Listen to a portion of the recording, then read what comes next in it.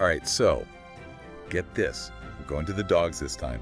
Havanese dogs, to be exact. Oh, wow, really? Yeah, and when I saw you researching them, I thought, interesting choice. Yeah. But trust me, there's more to these dogs than just a cute, fluffy face. It's funny you should say that because it's really fascinating how closely their history is actually tied to the Cuban Revolution. Whoa. Okay, now you've really got my attention. Yeah. These articles you sent me talking about a dramatic escape, a whole breed almost vanishing, a whole lot of puppy love driving these rescues. You've got to give me the inside scoop here. Well, it really is a story of resilience, I think, and it kind of goes beyond just the breed itself. These dogs, their journey, it really kind of mirrors the human experience of, exile and loss and the fight to kind of preserve your heritage and your history. Okay, you've definitely got me hooked. Now lay it on me. What's the deal with these Havanese dogs? Clearly a lot more than meets the eye. Well, for starters, they're old, like way older than you might think. They come from the Bichon family line. And get this, they were brought over to Cuba by Spanish colonists in the 1500s. Get out of here, serious? Yeah, the 1500s. So they've really seen it all. Oh, wow, that's incredible. So they've practically witnessed the entire history of Cuba unfold. Exactly. And over time, they even earned a nickname. They're called the Blanquito de la Habana. What does that mean? It means the Havana silk dog. Ooh, I like it. Yeah, it speaks to their elegant look, right? And how they were associated with this life of luxury. I could see it. They were the stars among the Cuban aristocracy. They were symbols of status, of luxury, you name it. So that explains why they always seem to have that effortlessly glamorous thing going on. Like they just woke up like that. They were like canine royalty. Kind of like a King Charles Spaniel, but with a Cuban twist. Perfect comparison. They really were. But then, the Cuban Revolution happened in 1959, and that changed everything for these pampered pups. Oh, man. Yeah, that's the part that really has me on the edge of my seat. It's like 1 minute they're living the high life, the next, revolution. It must have been so chaotic, so confusing for everyone, dogs included, I imagine. Oh, absolutely. And, suddenly owning a Havanese, a dog that represents the old elite, could be really risky. Oh, wow. Yeah. I hadn't even thought of that. Yeah. So not only were these families being uprooted, but then they had to make this heart-wrenching choice about their dogs, too. It's like, do we leave them behind or do we risk everything to bring them with us to, this uncertain future? I know. Can you imagine having to make that call? Your own safety or your dog?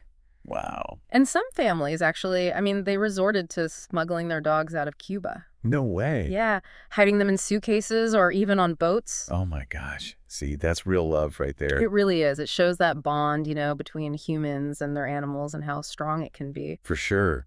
So were there any Havanese left in Cuba after all that? After everyone fled, did any stay behind? Unfortunately, that exodus, it almost completely wiped them out in Cuba. Really? Yeah. And those families that did escape with their Havanese to the U.S., it's estimated that only around 11 Havanese made it out. 11 dogs. You're kidding. Yeah. That's all that stood between the Havanese and extinction. Talk about pressure.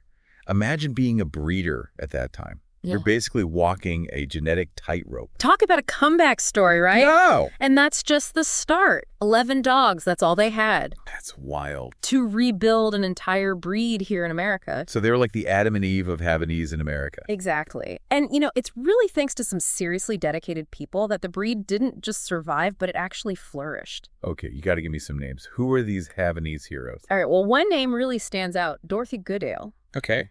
Now, this woman was a true Havanese hero. What did you do?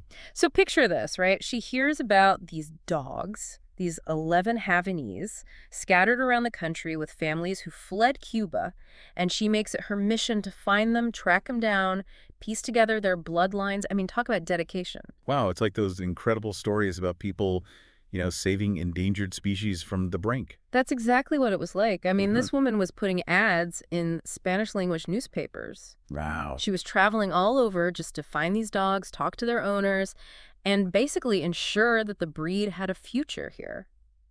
That's really incredible when you think about it, the amount of effort that takes. This was a breed that most people had probably never even heard of back then. I know. It's really inspiring. It really is. And, she didn't just want to, collect the dogs. She wanted to rebuild the Havanese breed the right way. Oh, I bet. And that's tricky because you think about it, she had to carefully expand that tiny gene pool from those 11 dogs. Right. But also stay true to what makes a Havanese, the breed standard. It's like a balancing act. You want to make sure they survive, But you don't want to lose those unique characteristics that make them special in the first place. Exactly. And the amazing thing is she pulled it off. By the late 1980s, the Havanese was well on its way to recovery here in the U.S. That's incredible. From just 11 dogs. Yep. And get this, they even got officially recognized by the American Kennel Club in 1996. Oh, wow. So they really hit the big time. They did. Talk about a comeback story. But I'm wondering, did they stay true to those original Havanese? I mean, with such a small gene pool, wouldn't some people say today's Havanese aren't really authentic? Yeah, you bring up a really good point. Because of that genetic bottleneck, some people do question the authenticity of the modern Havanese. I can see why. Right. And, they argue that today's Havanese might not be an exact replica of those dogs that, were around in pre-revolution Cuba. It's like making a copy of a copy. But at some point, don't you lose some of the original? exactly. But it's important to remember these breeders, they weren't trying to create like a picture-perfect copy of the original Havanese. Right. They were trying to save the breed from disappearing completely. That's true.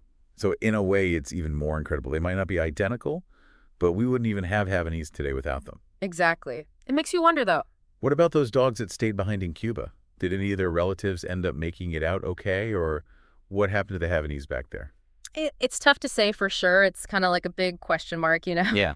But sadly, the Havanese in Cuba, they really faced a different story because they were so closely tied to, the old regime. They basically vanished from the island. Wow, they really disappears completely. It took decades and help from breeders in other countries to even try to bring the Havanese back to Cuba. Wow, so those Havanese that made it out with their families, Yeah, they're kind of like a living piece of that old Cuba. totally. A piece of history that almost disappeared completely, but got a second chance in a new place. Exactly. And that's what's so powerful about this whole story. It's like, yeah, we're talking about dogs, but it's really about so much more. It's bigger than just dogs. Way bigger. It's about people holding on to their history, their culture, and that special bond between humans and animals that can even survive something as huge as a revolution. It's true. It makes you think, what would those dogs say if they could talk about escaping Cuba, coming to America, and basically becoming the Havanese we know and love today? I know, right? Now that would be a story. That's for sure. All right, so to wrap up our Havanese deep dive today, we learned these dogs are way more than just cute and cuddly.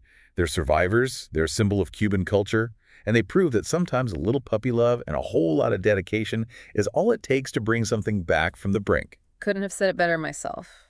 A true testament to resilience, both for the dogs themselves and for the amazing people who loved them enough to make sure their story continued. Absolutely. So as we sign off today, I'll leave you with this. If those Havanese could talk, what stories do you think they'd tell about their journey to becoming the beloved breed we know today? Thanks for joining us on this incredible journey through history. Yeah, thanks for listening. The Havanese HQ podcast is a production of Havanese World and available on Apple Podcasts, Spotify, YouTube Music, Amazon Music, iHeartRadio, and Pandora. Gary Fujioka Sr. is the managing editor and executive producer.